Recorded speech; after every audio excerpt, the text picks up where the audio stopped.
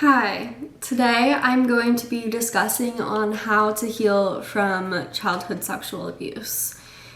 And I'm going to be talking mainly about how I have healed from my childhood sexual abuse because everyone has a different healing journey and it takes a different amount of time for everyone, and it's a very individualized experience to heal. For me, the first thing is time.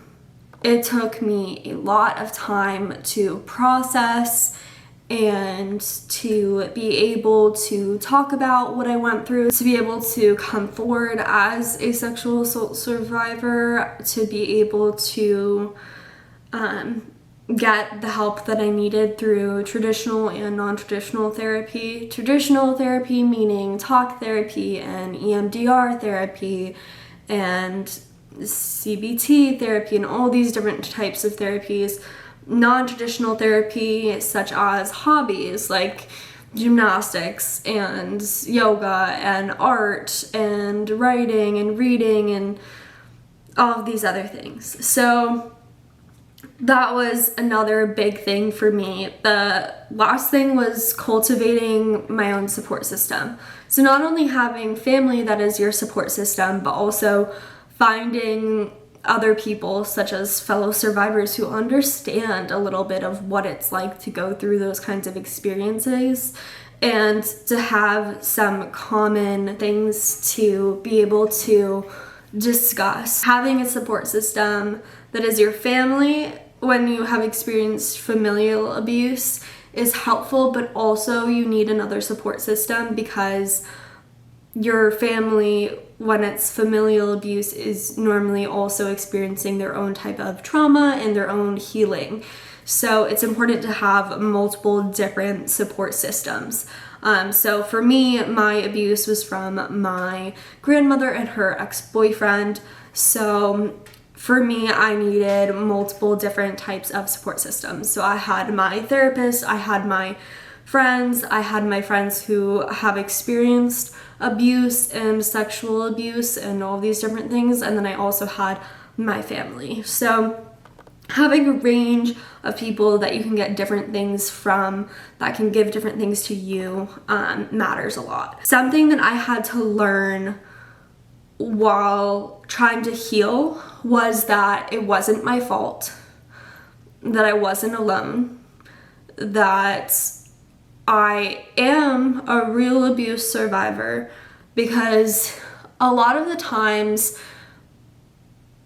people will say, well, if you weren't raped, then you weren't truly, you didn't truly experience sexual abuse, and that is not true. Different people have this idea of what sexual abuse should look like. Sexual abuse can look so differently depending on the circumstance and the person, and there's no one situation that defines what sexual abuse is. And that was something that took me a minute to realize and really come to terms with. Honestly, the biggest part for me was just to be able to acknowledge that I was hurt.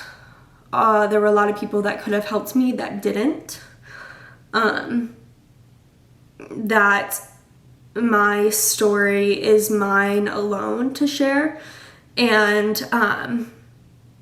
it was really just becoming empowered and taking back my life, being able to be in control, because when you experience sexual abuse, there's so much you don't have control over. You don't have control over your body or your wants and needs and many other things. So for me, it was really becoming in control of everything in my life, which ultimately helped me the most, being able to make my own decisions and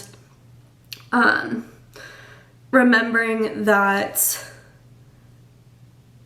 there was nothing that I could have done to prevent what happened.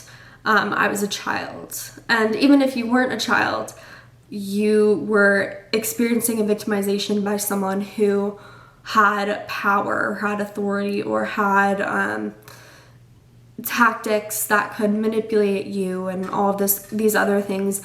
So just to remember that regardless of the situation, you were the victim and it wasn't your job to get out of the abuse. It was other people. Empower other people who are older or who are witnessing the abuse or anything like that to speak up. And it's not your fault that it went on for so long because you didn't speak up. So coming to terms with that was really hard for me because I experienced my abuse from age 3 to 11. So for 8 years, I experienced this, and it was really hard as I got older to be like, why didn't I tell someone? Why didn't I, like, oh my gosh, they're right, like, because I would get people that would ask me like, oh, but you had so many opportunities to tell and like all of these things.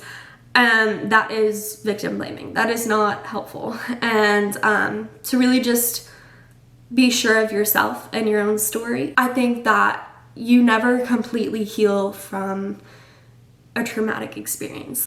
I still have days where I need to not do anything and I need to just process what I went through.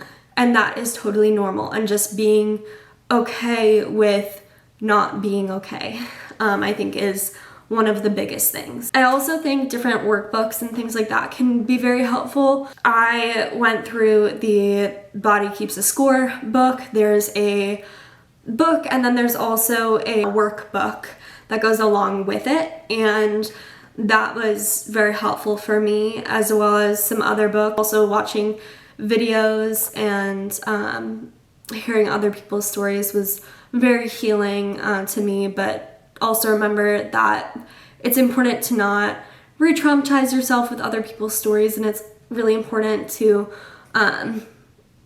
give yourself space and time away from viewing all of that information constantly, because it already is affecting you so much. So there's definitely a balance. I want you to know that you're not alone and that you can heal and that you're not broken.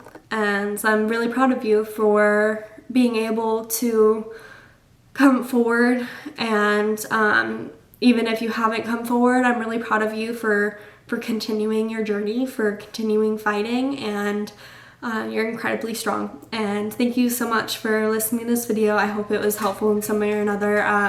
Definitely let me know below if there's any other topics that you think would be great to cover. Thank you so much for listening. Bye.